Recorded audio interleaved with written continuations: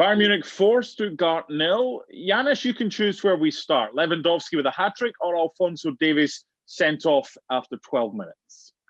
Well, I would start, the summary would be 3 goals in 6 minutes for Bayern Munich. And that was 6 minutes after Alphonso Davies was sent off for this shocking challenge right there. So you would have thought it was going to be more difficult for Bayern Munich. And in fact, they took advantage of that very, very quickly. And, we could spend the entire time talking about Robert Lewandowski. I don't think I will ever get sick of it for obvious reasons and my bias. But again, a tremendous performance from Bayern Munich and Robert Lewandowski, who's just he's just an executioner, isn't he? No mercy, none whatsoever. And if you remember, could have had or should have had the fourth one when Pavard set him up on the far post, pretty much an empty net. So that was unusual. But Mark, only 5 goals away for Gerd Muller, although some will tell you 6. Those of us that want him to break it. Well, he's still got a few games left to do so. Do you think he's playing the best form right now of his career? Well, I think this continues, doesn't it, from last season until this season. So much has been said about last year not getting Ballon d'Or for what he's done, and he's won everything there was to be won. He scores, 2 goals a game, pretty much, if you look at it. And this season, I hope he does it. I think he's going to have to do well in the Champions League, and perhaps some will look at Poland in European championships. I think his form was maybe even better because of it today, because he found out that he can play at Wembley for Poland, if you know all the problems and quarantine issues with Germany and Great Britain as well. So I know that was great news for him. I don't know if that translated into the 3 goals today, but he's as good as he's been for the last 2 or 3 seasons as well. He's just absolutely incredible. Who else would win the Ballon d'Or if it's not going to be him? Because it should have been him last year. There was no award.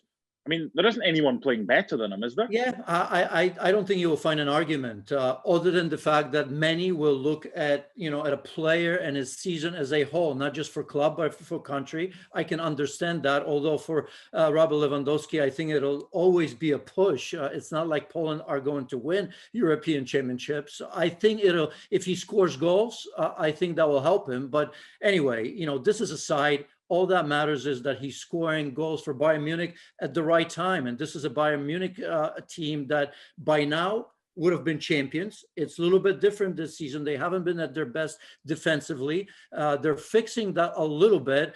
And it's just going to be fascinating to see what happens, Mark, after the international break, because that's going to, in many ways, that's going to be Bayern's season, right?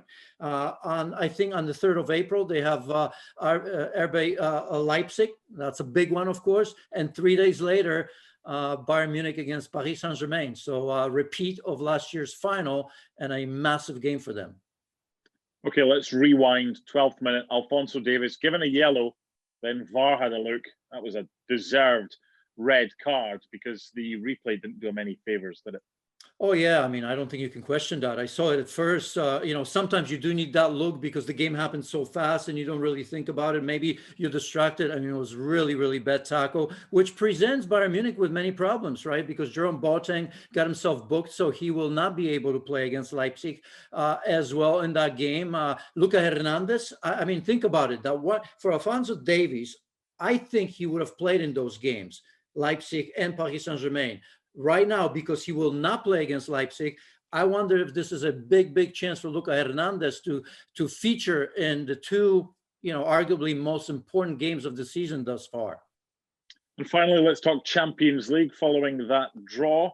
It's not ideal for either them or PSG, is it? Well, it isn't, but, draw is a draw. There are, 6 champions in 8 teams that are left there. So no surprises there whatsoever. I think either side will think that if they win that match, they're getting rid of a sure favorite. So, I suppose if there's a silver lining, that's that. You have to beat the best to be the best, although in Champions League, sometimes that's not always the case. But yeah, they're familiar. It should be an incredible watch in those 2 legs. Thanks so much for watching ESPN on YouTube. And for more sports highlights and analysis, be sure to download the ESPN app. And for premium content and live streaming, subscribe to ESPN Plus.